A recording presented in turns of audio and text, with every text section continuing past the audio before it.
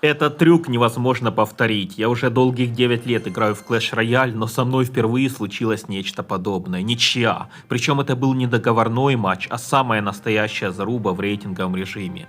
Каждый из соперников хотел выиграть и нанес друг другу ощутимый урон. Все решилось на самых последних секундах. Такое стечение обстоятельств реально бывает раз в десятилетие. Я до самого последнего момента без шансов проигрывал, но в концовке пропушил соперника и вырвал эту фантастическую ничью. Смотрите и наслаждайтесь.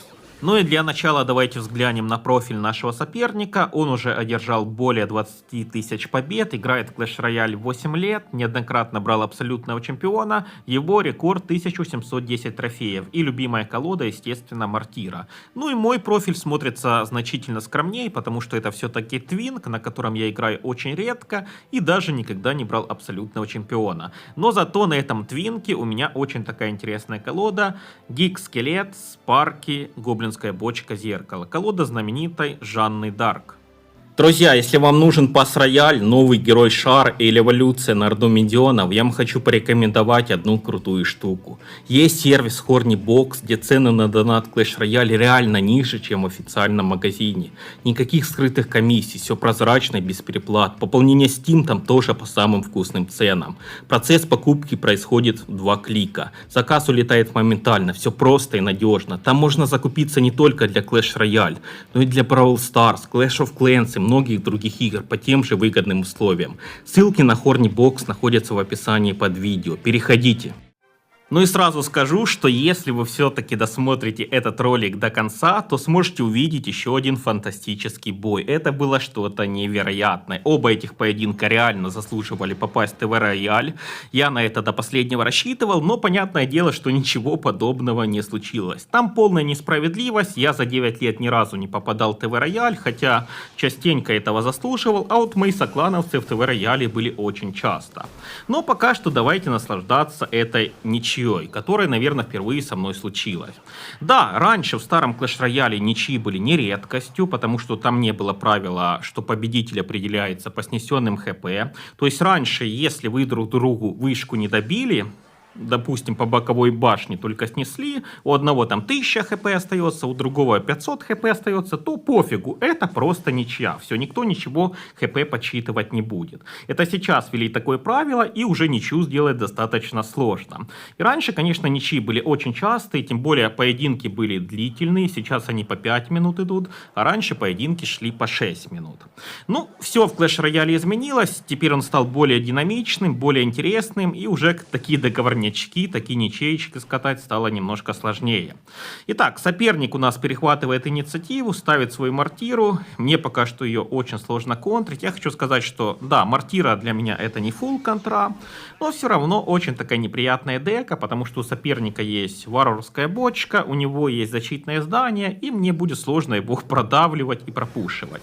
Пока что мы здесь проигрываем. Я вообще играл тут, наверное, последний день сезона, в 3 часа ночи, сильно уже не вникал в суть происходящего, я просто офигел, когда по итогу у нас случилась ничья. Поэтому допускал я очень много ошибок, пропускал очень много урона, и смотрите, как я сейчас лоханулся. У меня вообще нету эликсира, я пропускаю лучниц, лучницы меня избивают, и остается 204 хп.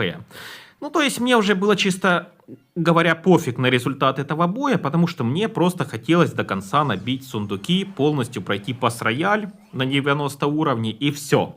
То есть я уже сильно не старался. Итак, потеряли мы практически правую сторону, уже и по левой стороне начинает соперник нагнетать. Поставил Мортиру, перешел мостик своими разбойниками, ну и просто пока что издевается над нами, честно говоря. Я тут уже был уверен, что это поражение, потому что 30 секунд до конца. У меня уже на правой стороне 200 хп, на левой 2400, у него вышки абсолютно фуловые. Но тут я закидываю так вот по-хитрому гоблинскую бочку. Он ошибается со своей варварской бочкой. Я еще раз гоблинскую бочку кидаю через зеркало. И это минус вышка. Вот так вот на ровном месте мы творим камбэк. Но, естественно, он фаерболом все это дело добивает. И у нас поединок переходит в дополнительное время. Но все равно все в пользу соперника. Потому что у нас 2400, у него 4000. Ну и я думаю, что теперь он уже таких ошибок не будет допускать. Я пытаюсь просто выровнять хотя бы ситуацию. Я пытаюсь просто защититься от этой эволюции мортиры. Эволюция мортиры уничтожает нашего Спарки, еще и по вышке дамажит, и у нас остается уже 1700 хп. Еще один гоблин полетел, у нас уже 1100 хп. Но эволюция мортиры реально имбовая такая карта, но это не все пока что понимают. Итак, у меня 1100 хп, у него 4000 хп, он уже околачивается в защите, он уже не планирует атаковать, я закидываю гоблинские бочки, но вы видите, с каким он запасом кидает свою варварскую бочку, потому что раз я его обдурил и снес ему башню, и теперь он уже понимает, что я могу гоблинскую бочку по-хитрому кидать, и он уже к этому готов. И до конца поединка у нас остается чуть больше минуты. Абсолютно нет у меня пока что никаких шансов. Он поставил еще одну мортиру, мне уже нельзя пропускать ни одной тычки, нужно срочно, чтобы Спарки сейчас расстрелял эту мортиру. Доходит у нас гиг-скелет, к счастью, законтрили мы мортиру без тычки, но, ребята, время очень быстро летит, 50 секунд, еще раз гоблинская бочка полетела, опять он запасом кидает свою варварскую бочку. Немножко колдун у нас наваливает, но это буквально 100 хп, он уже фаербол кидает на гоблинскую бочку, то есть даже через зеркало бочка не решает. Остается 30 секунд. У меня буквально время на последнюю проходку. Я не знаю, что здесь нужно сотворить, чтобы его все продавить. Я уже кидаю абсолютно все подряд. Я уже просто обезумел. Кидаю раз гоблинскую бочку. Кидаю через зеркало гоблинскую бочку. Спарки стреляет. Конечно, сопернику сложно все это дело контрить. Пропустил он большой урон от гоблинской бочки. Но этого мало. Остается у нас 10 секунд. И надо за 10 секунд как-то за счет бочек мне его продавить. Потому что времени совершенно нет. И вот она полетела, гоблинская бочка. На последних секундах я ее по-хитрому кинул. И гоблины делают пару тычек. И все, время заканчивается. И тут я все-таки думал, что я проиграл. Потому что у меня на главном здании меньше здоровья, чем у него. Но нет, это ничья. Главное здание не учитывается. Ну я просто, ребята, в шоке. Вот такая безумная ничья. Но теперь небольшой бонус для тех героев, которые досмотрели ролик до этого момента. Вы реально красавцы, не все смогут 7 минут осилить. Пишите в комментариях кодовую фразу «Я в шоке», обязательно всех лайкну. Посмотрим, сколько у меня преданных фанатов. Но этот поединок получился не менее захватывающим, чем предыдущий. Гончая против голема, начало нового сезона, соперник поставил голема, я прокидываю по другому флангу одинокий шарик. И я даже не вижу смысла прожимать способность у этого шарика, потому что вышка там сдохла. И скорее всего сейчас будет размен по сторонам. По крайней мере я башню сопернику сношу, а снесет он мне вышку или нет, сейчас мы узнаем. Закидываю фаербол в защиту, закидываю мини-пеку, но все равно нечем мне все-таки контрить этих летучих мышек, нечем мне контрить этого дракончика. Соперник по другому флангу неожиданно прокидывает дровосека. Очень хорошо он сыграл, просто гениально, потому что я ожидал, что он по левой стороне все будет прокидывать, а он воспользовался тем, что я просел по эликсиру и прокинул по другому флангу дровосека. Но я тоже не пальцем деланный, я прокидываю шарик неожиданно, я проживаю способность у мега-миньона, и шарик долетает, но всего лишь одна тычка. То есть старт поединка не такой для нас безобразный, как в прошлом бою, но все равно очень неприятно. Разменялись мы сторонами, вот такой у нас стремительный старт. У меня остается 1300, у него остается 2700. Абсолютное равенство по эликсиру, у меня даже на капельку больше. И можно, в принципе, дальше атаковать. Я ставлю гончую. И соперник сейчас будет, наверное, ставить голема. Да, и опять мы идем в размен по сторонам. То есть, по идее, сейчас мы опять друг другу вышки снесем. И будет у нас счет 2-2. Но это просто какое-то безумие. Я обожаю такие поединки, где соперники играют вот так вот бескомпромиссно. Вообще забили болт на оборону. И просто друг друга откровенно херачат. Гончая наваливает. Но он на это не обращает внимания. Он идет в атаку с големом, с дракончиком и с ночной ведьмой. Я прокидываю сзади орду миньонов, ставлю мини-пеку, но все равно, скорее всего, он мне сейчас башню снесет. Я закидываю мега-миньона героя, но это минус сторона. Никакой фаербол мне не помог. Но сейчас, кстати, мега-миньон опять может напрыгнуть. Он напрыгивает на электродракона. Кстати, это было до изменения баланса, то есть тогда еще мегаминьон был более мощный, чем сейчас, и все-таки я ему башню сношу. У нас по итогу размен по сторонам. Прокидывая шарик, пользуюсь тем, что ему этот шарик контрить абсолютно нечем. Буквально одна летучая мышка там воюет, уже две летучие мышки, но шарик наносит достаточно мало урона. Эволюция орды миньонов пытается уничтожить дракончика. Он идет в атаку, он опять забил болт на оборону. Эволюция Орды Миньонов нас немножко подвела. И сейчас пошел мега разнос. Казалось бы, сейчас я отлечу на трешку. Я уже кидаю все подряд в защиту. И фаербол, и лозу. У меня была такая вот странная вариация, экспериментальная. И с мини-пекой, и с лозой. Ну все, казалось бы, это поражение. Два големита борются. 500 хп на вышке, 473, 206 хп, 61 хп. Ну какие здесь шансы у меня выиграть? Тем более, что у соперника стрелы. Я закидываю шарик уж авантюрно, я понимаю, что это поражение. У него стрелы, ему просто стрелами можно все добить. И абсолютно все пофиг. Я уже кидаю лозу. Все, у него стрелы. Кидай, братан, стрелы, это победа. Но он почему-то стрелы не кидает. Вот что с ним произошло, я не пойму. Что произошло с этим соперником? То ли он забылся, то ли он хотел надо мной поиздеваться.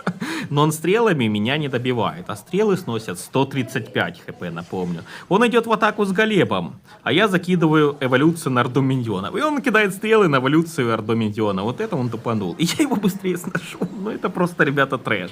То есть, имея стрелы, он меня сразу не добил. А после кинул эти стрелы в защиту на эволюцию Орды Миньона. Вот так он тупанул. Друзья, а если вы каким-то чудом досмотрели ролик до этого момента, то значит вам реально интересно то, что я делаю. И поэтому мне бы хотелось с вами откровенно, без цензуры, поговорить о будущем нашего канала. И вообще, есть ли это будущее? Смотрите, сейчас сложилась такая неприятная ситуация, что все мои ролики набирают буквально по 500, по 700 просмотров. Это полное унижение. То есть алгоритмы ютуба меня просто безбожно валят. И вообще не важно название видоса, превью, качество, удержание аудитории, время просмотра среднее, количество лайков. Ничего не важно. Просто YouTube тупо дает мне по 500-700 просмотров и все. Он уже на этой цифре зациклился. Я уже с этим YouTube борюсь целый год. И на протяжении года я выпустил почти 100 видосов. Ну и раньше я хотя бы набирал 1000, 2, хотя бы так. Но сейчас это вообще просто какое-то позорище. У меня, честно говоря, руки опускаются. Да, я люблю Clash Royale, я люблю его снимать, но это просто такая несправедливость. Тем более, что сколько есть таких ютуберов, новичков, которые намного хуже меня снимают. И то YouTube каждому подряд дает там по 10 тысяч просмотров. Но мой канал он просто уничтожает. И вот, честно говоря, я не знаю, что делать дальше. Мне просто хочется забросить и уйти. Просто уйти в никуда, потому что мне уходить некуда. Просто лежать на диване, молчать, ни с кем не разговаривать. Ну, либо снимать какие-то Бравл Старсы. Но это тоже бред. И я не знаю реально, что делать. Я уже очень много раз хотел уходить. Но меня постоянно останавливало то, что мне там писали люди и предлагали рекламу. И вот мне платили 100 баксов за 5 реклам. Я снял 5 видосов, теперь я свободен. Ну что мне дальше снимать? Ну и с такими просмотрами и рекламой меня, скорее всего, больше не закажут. Ну и монетизация, да, у меня подключена монетизация на ютубе, но мне за эту монетизацию платят меньше $1 за один видос. То есть мне надо снять где-то 100, а то и больше роликов, чтобы получить 100 баксов на монетизацию. Это минимальная сумма. То есть это полный бред, ни одного спонсора. Никто мне ни разу не задонатил, вообще ничего я не зарабатываю. Да, ради бабок повелся на рекламу, немножко подснял контент. Но сейчас я не знаю. И возникает вопрос, буду ли я дальше что-то снимать, потому что реально это как палка без ручки. И бросить жалко, и свое родное. Я не знаю, честно говоря. И пользы никакого нет от этого ютуба, и поклонников у меня мало, да и бросить жалко. Ну вот реально, такая ситуация безвыходная. Я не знаю, что буду дальше делать. То ли сейчас забью и вообще никогда не буду снимать, то ли сделаю паузу на неделе-две, то ли чудом мне кто-то напишет и опять предложит рекламу, то ли чудом просмотры наберутся. Но сейчас я не знаю, я, честно говоря, в очень такой тяжелой ситуации и в депрессии. Поэтому единственное, что вы можете помочь, это просто проявляйте актив под роликами, ставьте побольше лайков. И надеюсь, эта тяжелая полоса пройдет. Всем удачи!